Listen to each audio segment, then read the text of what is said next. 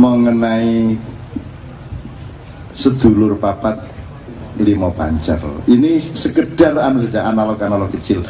Jadi kalau kita itu hidup itu diurus beneran hubungannya sama siapa, dan jadi kowe karo Gusti Allah hubungannya cetok, karo malaikat hubungannya cetok, karo apa wae kudu cetok hubungannya, karo suket hubunganmu piye, karo wititan piye, karo udan piye, karo segara piye kudu cetok.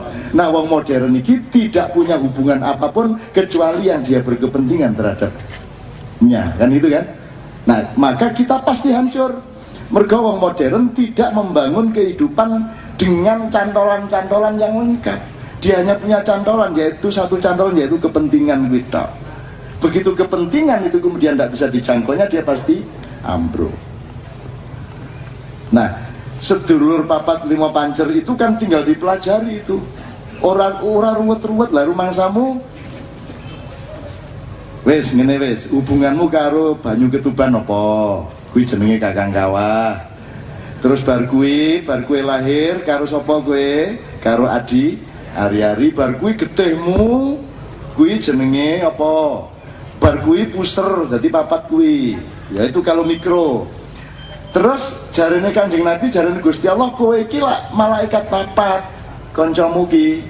Bahkan hakikat dan eksistensi hidupmu. Dadi kowe kudu ngerti Jibrilmu bendina ki. Wong kowe karo papat kabeh kuwi kok.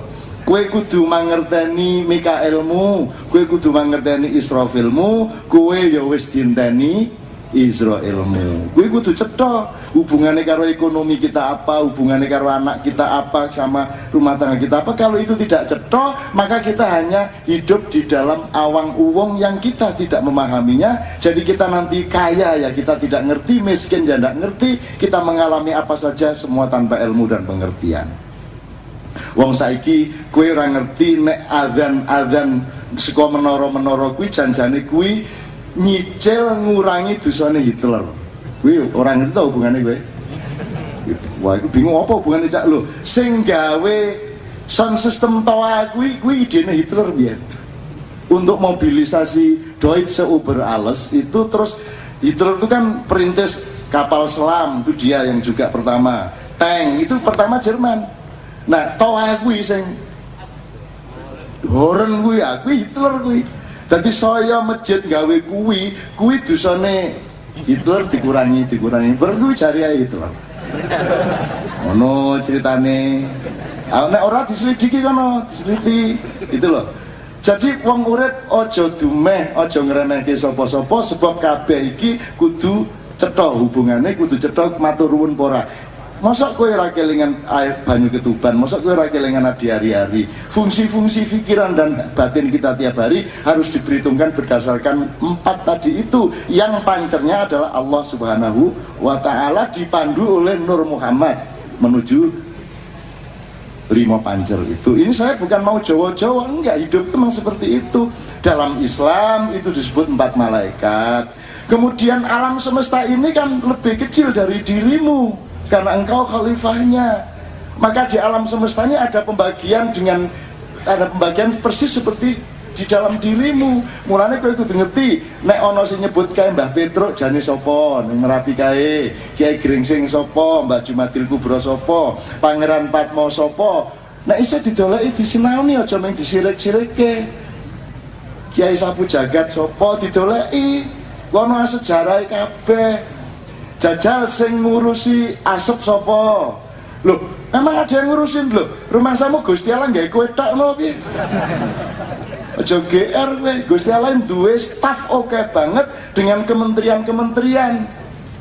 Jadi seluruh yang sifatnya batin dan ilmu itu namanya Kakang Kawah, itu namanya Jibrilia. Di dalam dirimu selalu ada inspirasi dari, kalau yang tertinggi itu software namanya extension namanya wahyu, di bawahnya ada karomah, maunah, fadilah, ilham atau inspirasi, ya. Itu semua urusan Jibril. Tapi kalau soal maintenance, penataan alam dan kehidupan, baik alam semesta, gunung-gunung, laut, sungai, lempengan-lempengan bumi, gunung berapi, maupun lautan yang ada di dalam dirimu, gunung-gunung berapi yang ada di dalam dirimu, semua penataannya itu disiapkan oleh Mikael. Tapi bagaimana mempraktekkan perusahaan alam semesta di dalam dirimu itu semua dikomandani oleh Israfil.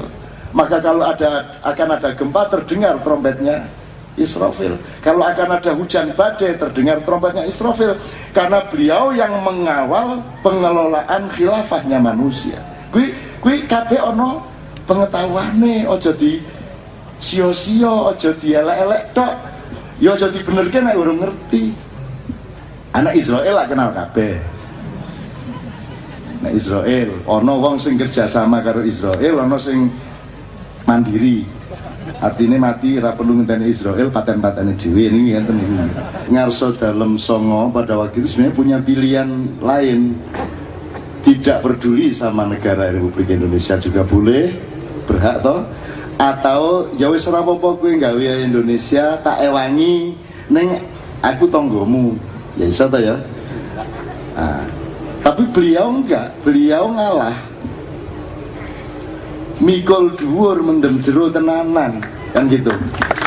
Nah, menurut saya karena tanggungan beliau untuk memilih sikap itu tuh ora baen-baen, kuwi resikonya gede banget, maka nilai sejarah dan berkahnya sangat tinggi. Dan itu tidak bisa dikalahkan oleh semua kedoliman kepada DIY sekarang ini. Jadi upomo sesuk gagalo mendapatkan legalitas keistimewaan, itu cuma satu tahap. Aku takon luweh tuwondi, luweh dawondi umure Republik Indonesia apa Keraton Ngayodya? Ora ono Indonesia, keraton tetep keraton tuh. Nggih mboten? Dadi rasa bagus itu. Rasa bagus sih. Wis ta wong kene iki ya nyengkuyung kok. Kene iki ya arep bareng-bareng apik-apik kok. Ora arep piye-piye. Kuwi engko nek kowe selak saka keharusan sejarah iki engko kowe mesti ya kualat dhewe, kowe engko ya mesti bar kowe kecelek. Sebab Jogja itu sudah madeg keraton itu sudah di dalam hatinya rakyat Jogja. Dan sampai anak turunnya sampai kapanpun. Saya yang bukan orang Jogja aja punya keraton Jogja di dalam hati saya. Gitu loh. Apa cak nun feodal rano hubungannya karo feodalisme leh. Ora ana hubungane nek feodal kan aku kudu piye-piye karo Gusti Jaya. Wong aku buktine sing raktir Gusti Jaya terus kok. Kudune lah aku sing raktir. Sing ngabekti kudune ora malah sing ngejak nyate terus niku malah Gusti Jaya. Nek Gusti Prabu rencanane. Ini dereng tambahan ngoten nggih. Ini insyaallah lah. Insyaallah segera lah niku nggih. Itu yang pertama. Nomor dua, salah satu kelemahan reformasi niki karena tidak ada imamnya, tidak ada mursyidnya, tidak ada guru bangsanya. Reformasi ini melahirkan satu cara berpikir dan sikap mental yang sangat negatif, tidak hanya di bidang keistimewaan tapi juga di banyak bidang yang lainnya yang menyangkut masjid, menyangkut aliran, golongan, semua kena sikap itu, yaitu sikap untuk mentidakkan sing wis-wis. Jadi la ilahane kuat banget, neng ilallah ora cetha. Ilallah ora cetha. Jadi keraton ini dianggap wis ora kuwi barang lawas, ora. Neng sing iya piye? Kuwi akhire sing iya kuwi sing karepe dhewe-dhewe, pentinge dhewe-dhewe kan gitu. Itu terjadi bahkan di dalam tubuh organisasi-organisasi yang sudah ada sejak sebelum reformasi, termasuk NU, Muhammadiyah, struktur kepengurusan masjid, semua mengalami itu. Tidak saya perpanjang, tapi memang saya kira kita sedang mendapat cobaan itu. Kita bukan mau bikin Jogja ini moncar piye ora, ning diapa-apake pancen asal usule iki nek ora yoja sing ngaso dalem songo sing lilo jembar gelem nyengkuyung berdirinya NKRI kan ya ora ono. Dadi kuwi urusanmu nek kowe selak karo kenyataan kuwi, urusanmu ora karo Gusti Jaya, Gusti Prabu dan rakyat Jogja, urusanmu karo Gusti Allah. Tadi kuwi menggon innahum yakiduna kaita wa akidu kaita famahilil kafirina amhilhum ruwaida. Dikasih waktu sebentar untuk ngeyel kaya ngono, ning sesuke mesti kewalik meneh. Terus tenang mon Gusti Prabu, sing penting satene sing sebelah ndi ngoten. Itu saya kira begitu. Nah sekarang kita tidak ngomong politik. Sekarang Gusti Jaya insya Allah akan memberikan hikmah dan wacana yang lebih luas mengenai masjid ini, karena ini konsep sosial, ini konsep kosmologi, ini semua ini bukan waton gawe, itu loh. Dan Indonesia kan tidak membuat negara dengan konsep yang sekaya itu, semendalam itu. Maka tidak ada ceritanya Indonesia Jogja belajar kepada Indonesia, Indonesia harus belajar kepada Jogja. Nek kowe ra gelem tak paksa sesuk. Enten ono wae waktune. Nek ora kelakon ya biasa, jan ora tau kelakon ono piye. Itu, jadi Gusti Jaya Nyun Sewu, sekarang kita sedang berada di halaman masjid besar dengan konsep bukannya sekedar masjid. Ada konsepnya. Nyun Sewu nggih Gusti, iki ana halaman ya saka sembayang kono, saka kuwi tekan kono iki diatur jarake kowe nek metu mlebu saka kauman, kuwi mlebune lewat lorong ana dalan cilik, itu ada transisi, ada konsep yang dikarepke dalam arsitektur masjid Jawa tradisional waktu itu. Nek masjid Arab kan begitu kowe mlebu langsung gedung, tembok dhuwur ngono kae. Dadi ora ana religiusitas, ora ana rasa sejati ora kebangun. Nek kowe mlebu masjid gede, kuwi dunya iki kok tinggal njur kowe mlebu nang omahe Gusti Allah ki alon-alon, begitu kowe tekan kene, tekan jero wis dunyane wis ning mburimu. Mulane njur Allahu Akbar, tangane nyilake dunya kono sing kongkong. Itu Allahu Akbar, tangannya ngeten iki. Jadi ini konsepnya seharusnya ditiru oleh konsep masjid-masjid modern. Kita tenanan ki laku gawe biyen. Kok aku piye? Cangkemku sak ngono kuwi. Ya soal sing ngangslupi beda-beda iku sih. Ya Nyun Sewu niki kali guyone, wong karang kula niki mengabdi dalem ocehan. Nggih. Gusti Jaya Nyun Sewu bab masjid, keraton sak piturute dalam konsep-konsep kabudayaan dan filosofi. Matur nuwun. Assalamualaikum warahmatullahi wabarakatuh. Terima kasih atas waktu yang diberikan pada kami. Tapi sebelum saya matur bab masjid, saya melanjutkan apa yang dingendikake Mas Prabu, di mana pada prinsipnya penggabungan Negari Ngayogyakarta Hadiningrat dan Kadipaten Pakualam ke dalam Negara Kesatuan Republik Indonesia itu dengan niat para pemimpinnya, yaitu ngersot dalem ingkang sinuwun Suwargi kaping 9 dan Kanjeng Gusti Pakualam Suwargi kaping 8, bukan untuk kepentingan dirinya sendiri, tetapi untuk kepentingan rakyat Ngayogyakarta Hadiningrat, agar harkat martabat rakyat Ngayogyakarta Hadiningrat itu setingkat dengan bangsa-bangsa Indonesia lainnya, bahkan setingkat dan sederajat dengan bangsa-bangsa di dunia. Nah, itu sudah terwujud atau belum? Kalau sudah, berarti perjuangan kita memasuki perjuangan tahap berikutnya setelah harkat martabat kita sederajat dengan bangsa Indonesia, bahkan dengan bangsa-bangsa di dunia. Kita harus bagaimana? Kalau belum, berarti perjuangan kita belum selesai. Sekarang dirusui dengan gonjang-ganjing masalah keistimewaan daerah istimewa Yogyakarta, padahal perjuangan kita belum selesai. Itu yang menjadikan kita harus senantiasa tetap golong gilik ngestokake kelanjutan dari perjuangan yang sudah diletakkan oleh para leluhur. Saya mengatakan para leluhur karena apa yang dilakukan oleh Suwargi kaping 9 itu tidak lepas dari rentetan panjang para leluhur sebelumnya. Kalau zaman Pangeran Mangkubumi untuk mendapatkan Palian Negari itu ngotot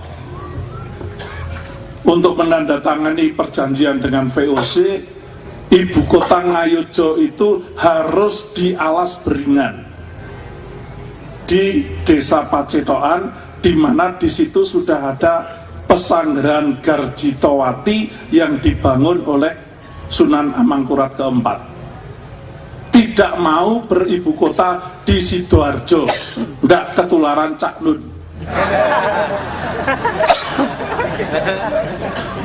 Tapi ngotot harus di Garjitowati.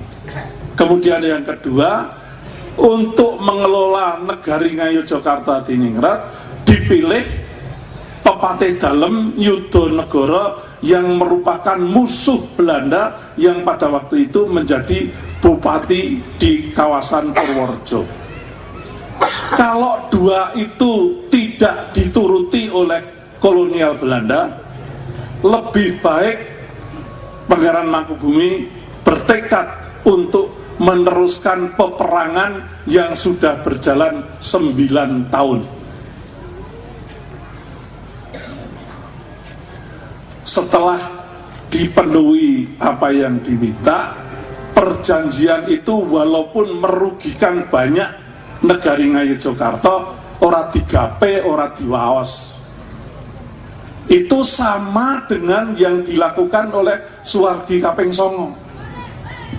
Setelah 6 bulan membahas 3 hal tidak selesai, beliau mendapat bisikan dari leluhur, wis tole tekenan wae, sedilo meneh londo arep lunga saka kene. Dengan pesan itu beliau bergegas ke kantor gubernur, langsung meminta konsep perjanjian kontrak politik itu ditandatangani tanpa dibaca, dan kemudian juga tidak pernah dibaca sampai menjelang wafat beliau. Jadi apa yang dilakukan oleh Suwargi Kaping Songo itu mirip dengan Suwargi Kaping Sepisan.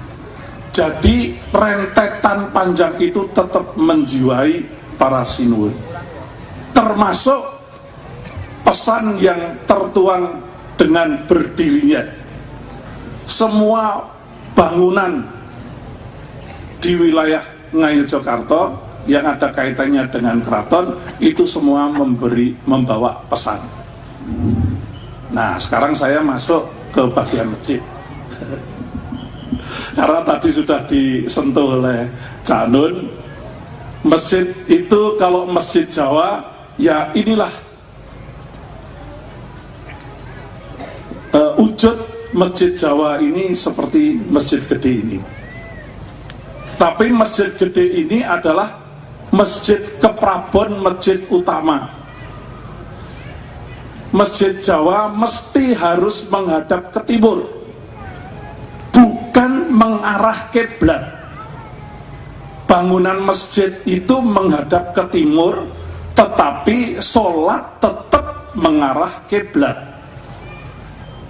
Jadi pada waktu itu, sejak dibangun, sejak Sinuwun Hamengkubuwono pertama, sudah diberi ancer-ancer kiblatnya itu dipecah suci.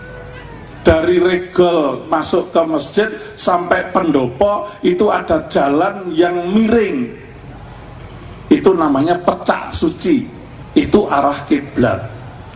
Tapi kalau bangunan masjid menghadap ke timur, karena masjid itu adalah perangkat kita manusia di dunia.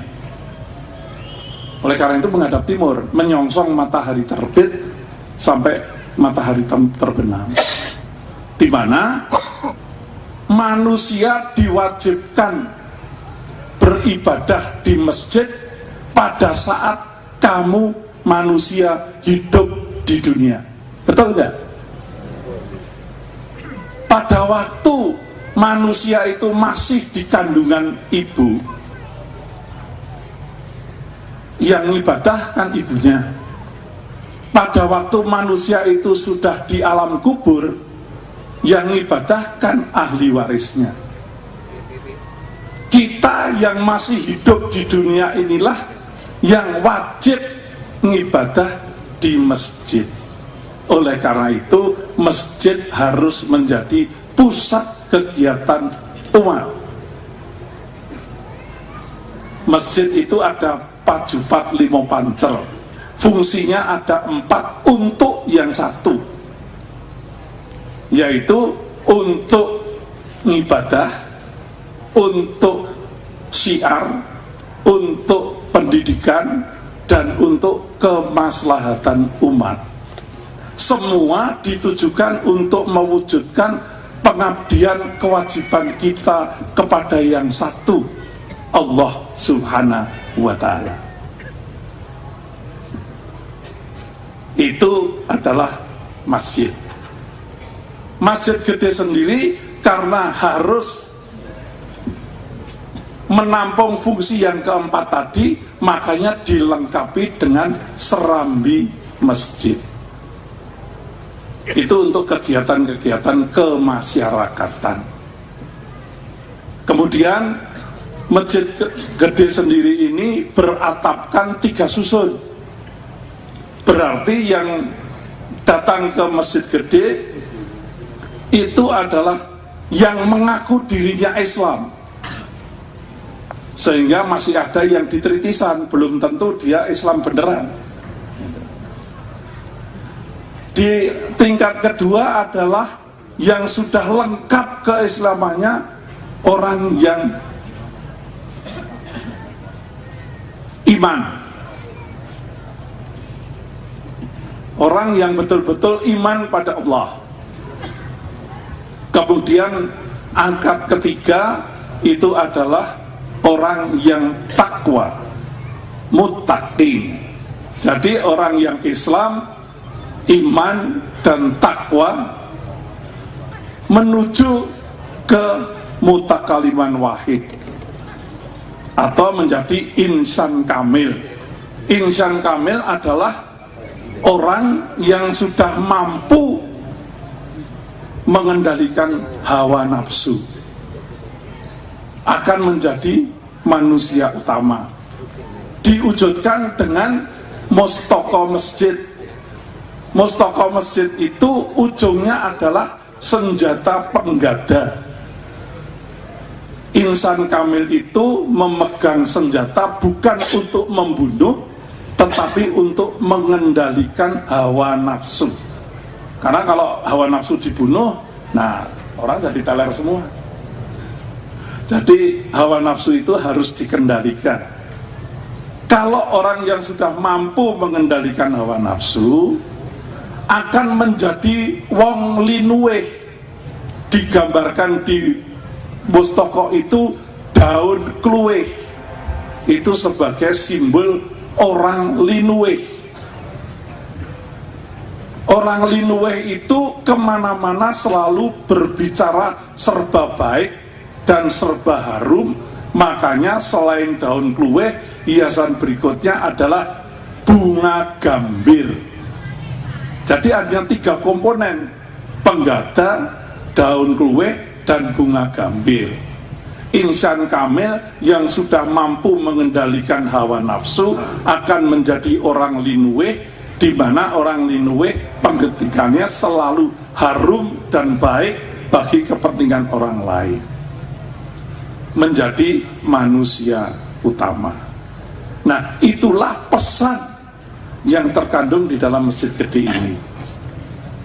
Kalau Bapak Ibu perhatikan, di samping masjid gede ada masjid-masjid yang lain yang bukan masjid keprabon tetapi masjid prabon.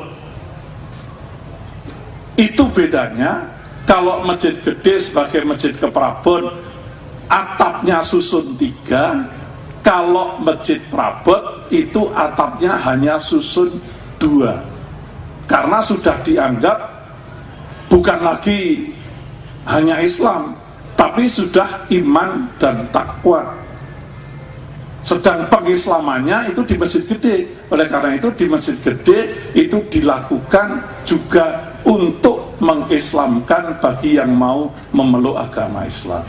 Itulah kaitannya dengan sekaten. Alhamdulillah malam ini dengan Kiai Kanjeng mengawali turunnya Gamelan Sekaten besok hari Minggu. Mudah-mudahan ini juga akan melengkapi kalau Gamelan Sekaten itu sekaligus untuk mengundang masyarakat untuk diberi dakwah agar mau mengucap syahadattain. Tapi dengan Kiai Kanjeng ini kita dihibur, insya Allah nanti juga ada nuansa-nuansa yang mengarah kita agar lebih meningkat kualitas peribadatan kita, sehingga kita akan diselamatkan di dunia dan di akhirat karena perkenan Allah Subhanahu wa Ta'ala dalam kondisi situasi yang masih sangat membingungkan saat ini. Mudah-mudahan kita tetap diberi pencerahan dari Allah sehingga kita diselamatkan oleh Allah, tidak menjadi korban kebingungan yang terjadi. Oleh karena itu saya mohon kepada Cak Nun dan teman-teman dari Kiai Kanjeng, saya minta request lagu yang spesifik untuk kita sekalian agar tidak kebingungan. Tolong nyanyikanlah Tombo Hati. Tombo Hati versinya Kiai Kanjeng, yang kemudian dilanjutkan masih ada pesan Suwargi Kaping Songo yang juga ada kaitannya dengan Tombo Hati.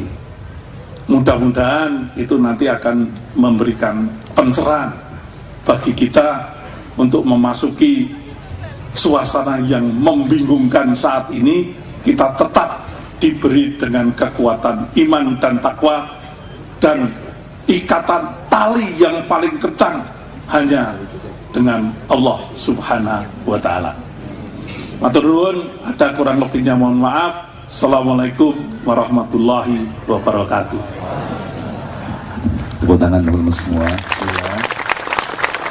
Sebelum Pak Aryadi, gini, saya ingin nyambung Gusti Joyo. Jadi dari arsitektur masjid ini, sampean coba ingat-ingat Mas, bedanya arsitektur modern karo arsitektur keraton dan tradisi. Nah, arsitektur saiki iki nomor siji ora gocekan lor kidul, ora gocekan nisor dhuwur. Dadi wong saiki ora ngertine kiwa tengen. Nek dadi wong sing cah anyar saiki saka Tugu ora iso kae Tugu ngidul, ora iso deh. Jadi kita sudah kehilangan skala kosmologis. Orang Jakarta sudah nggak ngerti mana utara mana selatan. Nah, arsitektur modern itu pencapaiannya sangat rendah, yaitu pokoknya ketoke apik, disawangki penak, mengono tok. Tapi tidak ada kandungan apa-apa di dalam pemandangan sing penak kuwi. Arsitektur seperti Masjid Agung ini, Masjid Besar Jogja ini, Masjid Keprabon ini ya, ngaten iki. Masjid gede ini nek misalnya ono temboke, kaya ono cagake, iki ono apa jenenge latare, ono terase, itu konsep sosial, itu bukan konsep arsitektur. Itu konsep kebudayaan, konsep filosofi dan konsep teologi. Jadi tidak nggawe tembok mergo pengin ben iso disawang wong, oh temboke apik, ngono ora ngono. Tapi semua itu diletakkan di dalam tatanan berdasarkan konsep yang mendalam tadi. Misalnya, yang setiap hari ke masjid kita saya tanya, ini halaman yang ini ada sukete apa ya? Ono sukete ora? Aslinya, nek saiki ono, aslinya ora entuk ono sukete. Setahu saya loh. Tidak boleh ada kaya halaman Prambanan kuwi asline ora entuk ana sukete. Itu ada pertimbangan kosmologis, ada pertimbangan filosofis, ada pertimbangan teosofis. Neng dadi kae nek kowe ndelok Prambanan saka kadoan zaman semono sadurunge ditutup dalan macam-macam, itu seperti tidak di bumi karena di sekitarnya tidak ada rumput, hanya tanah. Jadi kaya ngawang ngono iki karena diperlukan ada rangsangan spiritual bagi setiap orang yang datang ke Prambanan. Neng suatu hari Butin Soeharto tilik apa? Prambanan sikile kecekluk, sandale kesrimpet, jero tiba kaya akhirnya saiki digawe konblok dadi latar tadi ya ora apa-apa kuwi wong seni sono iki mbiyen iki le dirubah iki mergo Pak Harto isu-isu tangi turu ning gedung agung niku karo nyangkluk kanduk kae njero lho kae kok gedunge wis rusak ngono kuwi. Itu berarti dawuh untuk semua kementerian agar segera dandani gedung kuwi. Kayak yang ngelirik selet lho kae kok rusak gedungnya ngono to. Jadi teman-teman sekalian, saya kira pertemuan kita pada malam hari ini adalah mempelajari kembali dan belajar untuk balik kepada konsep, tidak hanya konsep politik dan sosial, tapi konsep sampai ke tingkat teosofi, teologi, kosmologi dan seterusnya. Iki ono hubungannya karo struktur bintang. Orang yang ketok apik ngono tok. Itu teman sekalian. Saya kira Anda coba teliti kembali masjid ini. Kenapa ini kalau sana jalannya begini, kenapa kamar mandinya begitu, kenapa sebelum yang asli loh ya, sebelum ada perubahan-perubahan kecil, kenapa di sini nggak boleh ada rumputnya? Itu ada urusan spiritualnya. Dan untuk apa hidup kok tidak spiritual itu untuk apa? Termasuk tidak ada menaranya. Dipun anu Gusti, filosofi nek ora ana menarane gitu. Ya itu tadi karena dari semua yang ada itu sudah jangkep. Nah, menara itu posisi untuk muadzin yang lebih tinggi daripada umat. Padahal ini masjid Keprabon yang setiap saat itu ada kehadiran ingkang sinuwun maupun tamu-tamu negara. Sehingga kalau ada muadzin yang naik di menara itu berarti ngelangkai beliau-beliau. Oleh karena itu tidak perlu memakai menara. Nah, sekarang kalau memang dibutuhkan gaung suara dari masjid ini semakin besar dan semakin menjangkau kemana-mana, apa yang sudah tertempel di lapis kedua atap itu bisa diperbesar. Sebetulnya bukan hanya itu, Sanun. Dulu itu masjid gede itu juga ditandai dengan lagu-lagu azan itu setiap fardu berbeda. Kalau subuh itu azannya begini, kalau duhur itu azannya begini, kalau asar azannya begini, kalau maghrib adanya begini, kalau ngisak adanya begini, sehingga masyarakat itu tidak perlu lihat jam, asal mendengar azan dari masjid gede yang merupakan pusat azan pertama kali, itu sudah paham. Oh ini jam sekian, oh ini waktu dulu. Kalau dulu belum ada jam gitu. Dan dulu itu azan masjid gede itu mesti menjadi pancer panutan dari masjid-masjid yang lain. Sebelum masjid gede azan, belum ada masjid yang lain azan. Tapi sekarang ya itu tadi malah sok disi.